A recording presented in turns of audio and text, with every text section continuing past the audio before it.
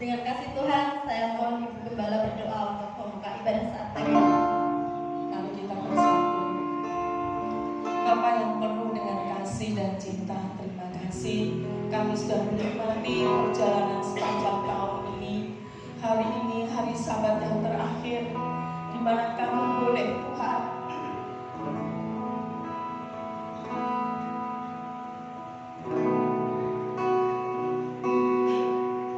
menikmati anugerah dan kemurahan dari hati-Mu, sehingga kami boleh ada sebagaimana kami ada, dan kami boleh membawa persembahan jiwa roh kami. Kami boleh membawa pujian syukur kami boleh membawa ucapan syukur yang boleh kami bawa kepadamu di hari ini. Ini kami umat-Mu jemaat kemah pujian. Kami siap terus Tuhan Yesus memikul salib-Mu. Kami siap beribadah terus Tuhan kepadamu. Kami tetap mau cinta dan setia kepada Engkau dan gereja-Mu. Ini ibadah kami terakhir di hari Sabat tahun ini Tuhan. Kami mau Tuhan Yesus hadir untuk kami. Kami mau Tuhan Yesus hadir mengurapi kami semuanya. Kami mau Tuhan Yesus hadir untuk menyatakan kasih dan kuasa kebangkitan-Mu untuk kami Bapa. Lengkapi kami dengan selengkap senjata-Mu, sehingga ibadah kami hari ini ibadah yang menyukakan hati Bapa.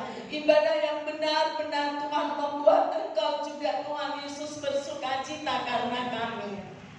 Dari awal sampai selesai kami serahkan semuanya ke dalam tangan-Mu. Kami percaya malaikat-Mu sudah Kau kirim untuk berkemah di sekitar tempat ini. Dan kami mau menghalau setiap kekuatan roh penguasa di udara, roh jahat setan iblis dalam bentuk apapun juga. Bahkan semua virus, bakteri, penyakit kami lalukan di dalam nama Tuhan Yesus Kristus. Engkau berkuasa atas tubuh, jiwa, dan roh kami. Terima kasih Engkau memberkati Tuhan alat-alat yang kami pakai. Engkau memberkati hamba-hamba-Mu yang mengambil bagian dalam pelayanan hari ini. Tutup bungkus kami dengan darah-Mu. Bahkan semua jemaat yang masih ada dalam perjalanan, Tuhan juga yang memberkati mereka. Dan pagi ini kami juga teringat untuk keluarga hamba-Mu Bapak Freddy yang ada di GBI Rembang yang Kau panggil Tuhan. Kami menyerahkan Tuhan acara pemakaman pagi ini ke dalam tangan-Mu.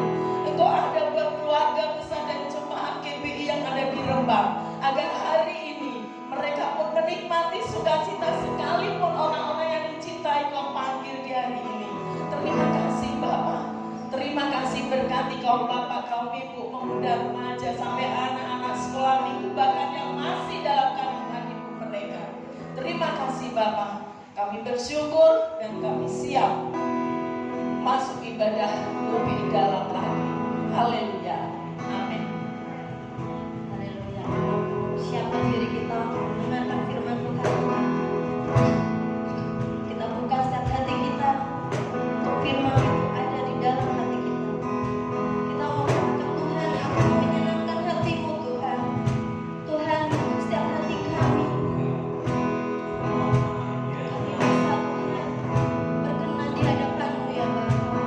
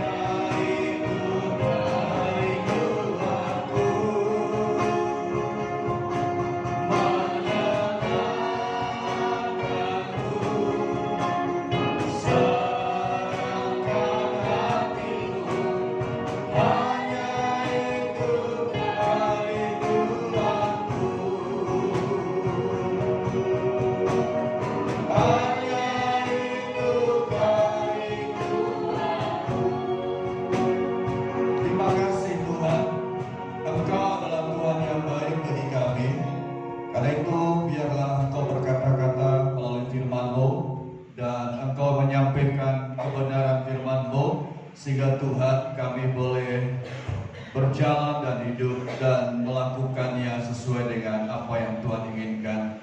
Berbicaralah di dalam nama Yesus kami berdoa. Amin. Silakan duduk. Bapak Ibu Saudara, hari ini adalah minggu terakhir di tahun 2020 ini. Jadi jemaatnya banyak menikmati Natal sehingga hari ini tidak bisa ibadah, menikmati. Oke, kita akan bersama-sama membaca firman Tuhan di dalam 2 Timotius pasal yang pertama, ayat yang ke-8 dan ayat 9. 2 Timotius pasal pertama ayat 8 sampai dengan ayat yang ke-9. Kita akan membaca kebenaran firman Tuhan ini, dan tak percaya Tuhan akan menolong kita dan campur tangan dalam hidup kita. 2 Timotius pasal yang pertama ayat yang ke-8 sampai dengan ayat 10 Mas saya. Sampai dengan ayat 10 kita membaca firman Tuhan ini. Demikian sabda Tuhan.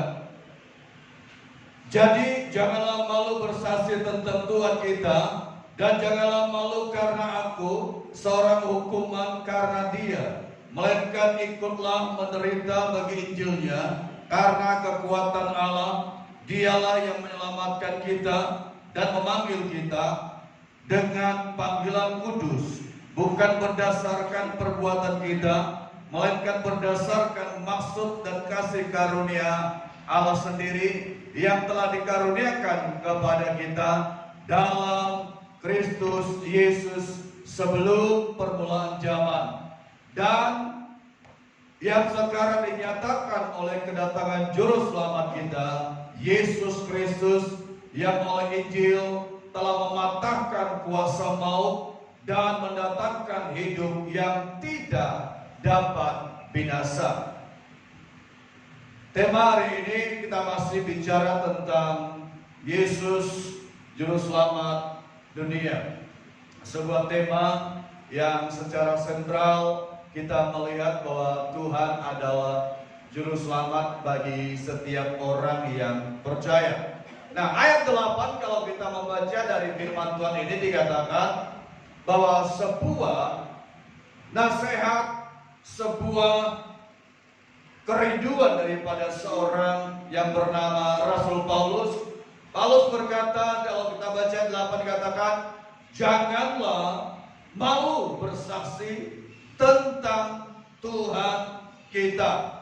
Dan ini merupakan sebuah kerinduan dan juga harapan daripada seorang hamba Tuhan bernama Paulus kepada jemaat yang ada, yang dia bimbing dan yang dia layani, dan dia katakan jangan malu bersaksi tentang Tuhan. Kenapa dia berkata demikian? Karena ada banyak orang Kristen, banyak orang yang percaya kepada Yesus, tapi mulutnya tertutup untuk Tuhan Yesus dan terbuka untuk ngomong orang lain, membicarakan orang lain. Ya, artinya dia malu bersaksi tentang Tuhan, tetapi dia nggak malu ngomongin orang lain.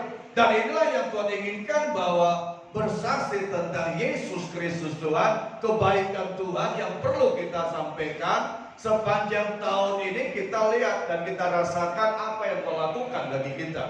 Mulai Januari 2020 sampai nanti berakhirnya, karena ini 27, 28, 29, 30, berakhirnya tahun ini kita perlu bersaksi, perlu merenungkan bahwa Tuhan yang kita panggil adalah Tuhan, yang kita sebut adalah Tuhan yang baik. Karena itu Tuhan Alkitab katakan jangan malu. Ayat 9 berkata, kita lihat di sini, kenapa kita nggak boleh malu? Kenapa kita tidak harus bersaksi kepada banyak orang?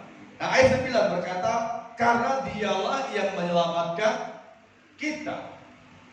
Karena Dialah yang menyelamatkan kita, memanggil kita dengan panggilan kudus, bukan berdasarkan perbuatan kita, tapi berdasarkan kasih karunia Tuhan. Saya ulangi kembali, kenapa kita nggak nggak boleh malu bersaksi tentang Tuhan. Karena Alkitab katakan Dia yang menyelamatkan kita. Yesus yang menyelamatkan kita dan memanggil kita. Nah, kalau kita sudah diselamatkan Tuhan, kalau kita sudah menyadari kita sudah dibebaskan dan diselamatkan oleh Tuhan, berarti ada sebuah tanggung jawab.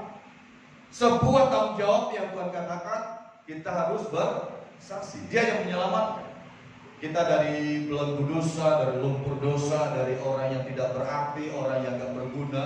Dia selamatkan, dia panggil kita dibebaskan, bukan karena kita orang yang baik, bukan karena kita orang yang berpendidikan, bukan karena kita orang yang terhormat, bukan karena kita orang yang sangat baik di mata dunia, bukan. Tapi karena kasih karunia Tuhan.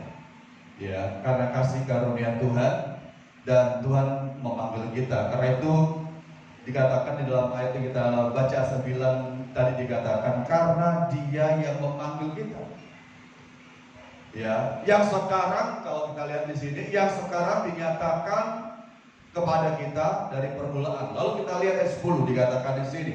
Ayat yang ke-10 berkata demikian, dan yang sekarang dinyatakan oleh kedatangan Juru Selamat kita, Yesus Kristus, yang oleh Injil telah mematahkan kuasa maut. Jadi kalau kita lihat di sini bahwa kenapa kita nggak boleh malu bersaksi, ya Dia menyelamatkan kita. Dia yang membebaskan kita. Nah, saudara, kita lihat di sini kebutuhan terbesar manusia di dunia ini apa? Mungkin kita berkata kebutuhan terbesar manusia di dunia ini adalah sandang, pangan, papan. Itu memang kita butuhkan. Betul? Itu memang dibutuhkan oleh semua manusia. Tapi kebutuhan terbesar manusia di dunia ini, hari ini dan seterusnya, bukan hanya hal-hal materi, bukan hanya karena hal-hal duniawi. Ada orang ikut Tuhan Yesus karena hanya materi, karena hanya hal duniawi. Kalau doanya jawab, dia ikut Tuhan. Kalau dia mendapatkan sesuatu karena ke gereja, dia pasti ikut Tuhan. Itu pun gak menjamin. Ada yang karena ingin mendapatkan, dia setelah dapat tidak ikut Tuhan. Nah, kita lihat di sini bahwa apa sih yang jadi kebutuhan terbesar manusia hari-hari ini? Apakah sandang, pangan, papan? Coba kita baca di dalam Matius pasal yang ke-16. Matius pasal 16 kita melihat di sini. Injil Matius pasal yang ke-16. Apa kebutuhan terbesar manusia di dunia ini? Matius pasal yang ke-16. Saya mengajak untuk membaca ayat 26 dulu. 16 ayat yang ke-26 dikatakan demikian. Apa kebutuhan terbesar nanti tiga Injil ini menyampaikan hal yang sama.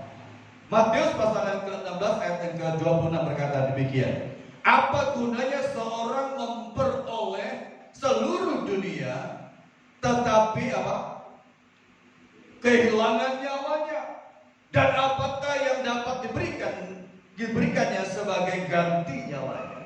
Sama juga di dalam Markus 8, 36, Lukas 9, 25 berbicara hal yang sama. Jadi kalau kita melihat di sini kebutuhan terbesar manusia dalam dunia ini, Alkitab mengatakan apa gunanya orang memperoleh seluruh dunia ini? Mungkin dia punya segala-galanya, harta kekayaan dia punya, semuanya dia punya, dan pokoknya dikatakan ya di dalam dunia ini dia segalanya menguasai. Uang dia punya, tetapi Alkitab mengatakan di sini apa gunanya seorang memperoleh seluruh dunia tapi kehilangan nyawanya. Dia boleh memiliki segala-galanya, tetapi memiliki keselamatan dia gak dapat. Dia mungkin memperoleh semua harta di dunia ini, tapi hilang nyawanya ketika dia meninggal, ketika dia mati, dia gak ngerti kemana dia pergi. Keselamatan hanya ada di dalam Yesus Kristus Tuhan, bukan di dalam agama Kristen. Dia kalau hanya beragama Kristen tapi gak percaya Yesus pun tidak akan selamat. Hanya orang yang percaya Yesus, menerima Yesus, mengaku Yesus, dan hidup sesuai dengan firman Tuhan, dan itulah yang akan dia memiliki, artinya dia memiliki keselamatan itu. Karena itu dikatakan di sini, Alkitab katakan kebutuhan terbesar manusia di dunia ini adalah keselamatan jiwanya. Itu kebutuhan terbesar. Apa gunanya orang beroleh segala-galanya tapi kehilangan nyawa? Dia punya harta, dia punya segalanya, tetapi dia tidak memiliki keselamatan. Karena itu kita lihat di sini, keselamatan yang sangat penting dalam hidup kita adalah keselamatan yang daripada Tuhan kita, Yesus Kristus Tuhan. Karena itu kita lihat di sini bahwa di mana kita bisa beroleh keselamatan itu. Keselamatan itu hanya kita bisa peroleh, tidak bisa di dalam agama. Semua agama mengaku Yesus, mengaku Tuhan. Semua agama mengaku Tuhan. Ya. Tetapi hanya satu agama yang kita lihat di sini bahwa memberikan jaminan, yaitu Yesus Kristus Tuhan. Itu memberikan jaminan. Karena itu kita lihat di sini, di mana kita bisa beroleh keselamatan itu, bukan dalam agama, tapi di dalam Yesus. Hanya di dalam Yesus Kristus Tuhan kita bisa beroleh keselamatan. Di luar itu kan. Kisah Rasul pasal yang keempat ayat yang ke-12 berkata demikian. Kisah Rasul pasal 4 ayat 12, Alkitab menjelas dengan tegas, dikatakan demikian. Kisah Rasul pasal 4 ayat 12, dan keselamatan tidak ada di dalam siapapun juga.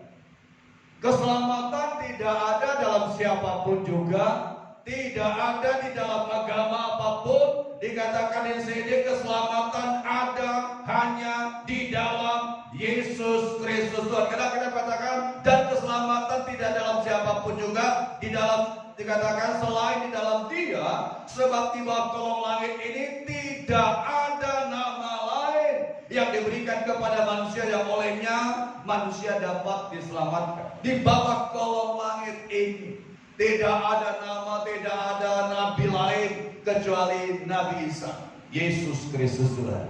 Dan yang oleh nama itu manusia bisa diselamatkan. Karena kita katakan tidak ada nama lain, tidak ada di dalam siapapun juga selain di dalam Yesus Kristus Tuhan. Kenapa kita susah-susah ke gereja bangun pagi-pagi? Kenapa kita mau melayani Tuhan? Karena kita mengerti. Ya, kita tahu keselamatan hanya dalam Yesus Kristus Tuhan. Lalu tugas kita sebagai orang percaya adalah kita yang memberitakan kepada banyak orang. Nah, keselamatan hanya kita dapatkan di dalam Yesus, melalui Yesus Tuhan. Melalui Yesus, dan itu yang membuat kita diselamatkan. Ibrani pasal 7:25 berkata bahwa karena Dia sanggup menyelamatkan, Ibrani 7:25, karena Dia sanggup menyelamatkan dengan sempurna. Ibrani 7:25 katakan, Dia sanggup menyelamatkan dengan sempurna. Sempurna, ada kata semua orang. Kalau saudara baca dalam Ibrani 7:25, Yesus sanggup menyelamatkan dengan sempurna semua orang. Ada kata semua orang, barangkali dalam kitabmu ada kata semua orang yang datang kepadanya. Yesus sanggup menyelamatkan dengan sempurna semua orang, tanpa terkecuali orang kaya, pejabat, orang miskin, pelajar, mahasiswa, ibu rumah tangga, siapapun yang datang kepada Tuhan Yesus, Dia sanggup menyelamatkan dengan sempurna semua orang. Amin. Sanggup. Dia gak pilih, dia orang kaya, oh dia orang nanti aja kalau sudah mau mati baru ke gereja. Enggak demikian. Dengan sempurna Dia sanggup menyelamatkan semua orang. Ya, Dia sanggup menyelamatkan semua orang. Semua orang. Karena itu dikatakan di sini mahasiswa, tokoh politik, pemulung masyarakat biasa. Dia sanggup. Lalu kenapa banyak orang belum datang kepada Tuhan? Kenapa banyak orang belum percaya kepada Tuhan? Sudah banyak yang percaya kepada Tuhan. Ribuan orang percaya. Ya, ada yang bertemu langsung dengan Tuhan melalui mimpi. Ada yang bertemu langsung dengan Tuhan melalui kejadian. Dan banyak hal yang dihadapinya. Sehingga kita lihat di sini, nggak salah kita percaya kepada Yesus. Karena itu pertahankan imanmu. Jangan tukarkan karena hanya pasangan mau menikah. Kemarin ada seorang pemuda, saya tanya, kamu punya pacar? Ya, dia adalah dulu pernah sekolah minggu atau pernah gereja. Dia mau punya pacar. Pacarmu di luar Tuhan, tapi mau saya Kristenkan dia. Ya, jangan ayah janji saja. Biasanya kalau ayah janji itu sulit. Perlu bukti, perlu kesungguhan. Enggak kok, saya serius. Mau dengan saya Kristenkan dia. Yaitu kamu janji di hadapan Tuhan Yesus, bukan di hadapan manusia. Jangan dikristenkan saja, percaya kepada Yesus. Bimbing dia, ajak dia, bawa masuk gereja, bawa ke hamba Tuhan, sehingga dia diarahkan, dibimbing dan percaya Yesus. Kenapa percaya Yesus? Karena hanya Yesus yang memberi jaminan. Tidak ada agama lain. Semua agama mengatakan Allah, tapi Allah nggak punya nama. Nggak jelas. Yang jelas hanya satu, Yesus, agama yang disebut agama Kristen. Yesus memberikan jaminan. Ibrani 7:25 mengatakan semua orang yang datang kepada Yesus, dia sanggup menyelamatkan, dia mampu menyelamatkan. Tidak ada yang enggak. Dia mampu menyelamatkan semua orang. Kata semua orang dari sini dikatakan dari semua latar belakang, dari semua suku, kaum dan bangsa yang datang kepada Tuhan. Mungkin ada yang putih, hitam, mungkin dari suku A, suku B yang datang kepada Tuhan. Tuhan sanggup. Kenapa? Karena Roma 3:23 berkata, karena semua orang telah berbuat dosa dan telah hilang kemuliaan Allah. Karena itu Tuhan sanggup menyelamatkan. Yesus Kristus adalah juru selamat untuk semua orang. Dia juru selamat untuk semua orang, dan karena itu semua orang membutuhkan yang namanya keselamatan. Semua orang yang dibutuhkan orang adalah keselamatan. Juru selamat dunia yaitu Yesus Kristus Tuhan. Nah, jika kita percaya Yesus sungguh-sungguh, bukan hanya masuk gereja, tapi percaya Yesus sungguh-sungguh, ya keselamatan tak peroleh. Ya, keselamatan tak peroleh. Karena itu kita yakin di masa-masa ini, di masa-masa pandemi ini, ada satu jaminan dari Tuhan bahwa kalau kita datang kepada Tuhan, kita akan mendapatkan keselamatan. Lalu dalam Lukas 13 ayat yang ke-3, 13-3 berkata, jika kamu tidak bertobat, kamu semua akan binasa. Lukas 13 ayat 3. Jadi artinya, ketika seorang hanya masuk, hanya ikut-ikutan, tapi tidak bertobat, ya, maka tidak akan dapatkan hidup yang kekal, akan binasa. Pertahankan, untuk mempertahankan iman kepada Yesus itu gak gampang, tidak mudah.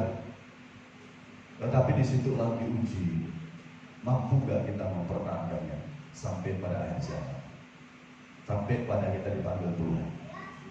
Karena banyak orang ketika dia butuh Tuhan, dia datang, setelah butuh dia gak akan, semua keinginan didapatkan, dia tidak akan datang dengan sungguh-sungguh. Karena itu apa yang Tuhan Yesus lakukan kepada orang berdosa, Yesus gak menghukum orang berdosa.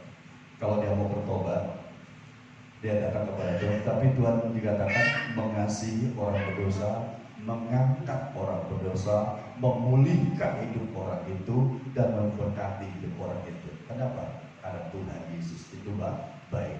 Dia datang dalam dunia ini, dia mencari orang-orang, bukan orang-orang yang baik, tapi orang-orang yang jahat. Sekali saya katakan bahwa pertahankan iman kita, ya. Artinya setiap manusia yang menerima Yesus Kristus Tuhan, setiap orang yang percaya Yesus, menerima Yesus, ada jaminannya. Ya, kalau hanya masuk agama, semua agama mengatakan, oh agama ini seperti ini. Saudara lihat di YouTube itu selalu menyudutkan orang yang percaya Yesus. Tapi jangan bimbang, jangan ragu, jangan terkecoh, ya. Jangan terkecoh dan kita langsung ambil sikap tinggalkan Tuhan. Berarti kita tidak mengerti. Ya, keselamatan sekali lagi dikatakan firman Tuhan. Yesus Kristus itu juru selamat. Ada juru parkir, juru budi, juru masak, banyak. Tapi juru selamat hanya satu, Yesus Tuhan.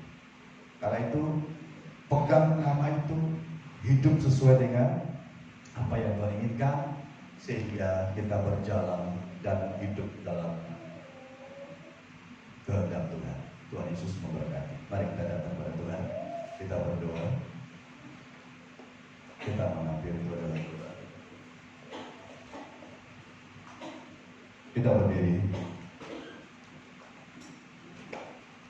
kita akan naikkan doa syukur kita kepada Tuhan. Di minggu terakhir ini kami naikkan syukur pada Tuhan.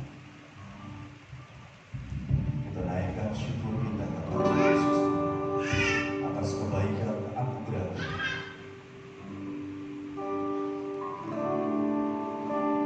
Kami naikkan syukur padamu.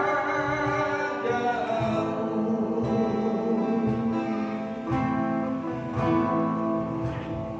naikkan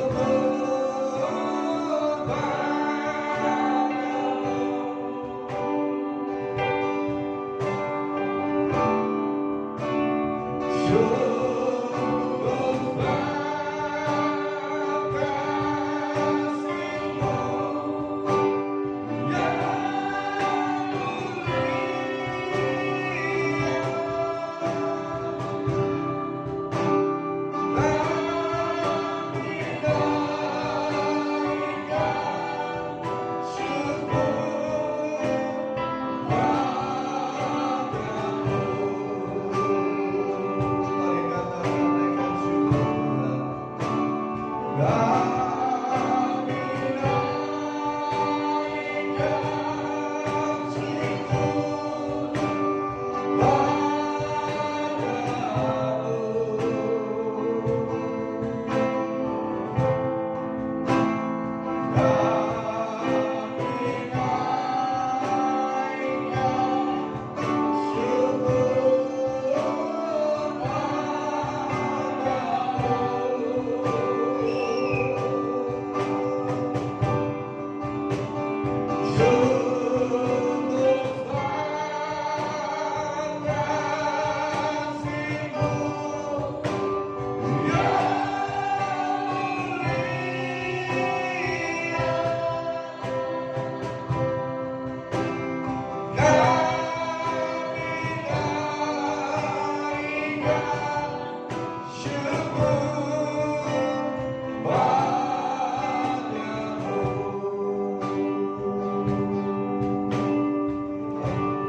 Biarlah Tuhan,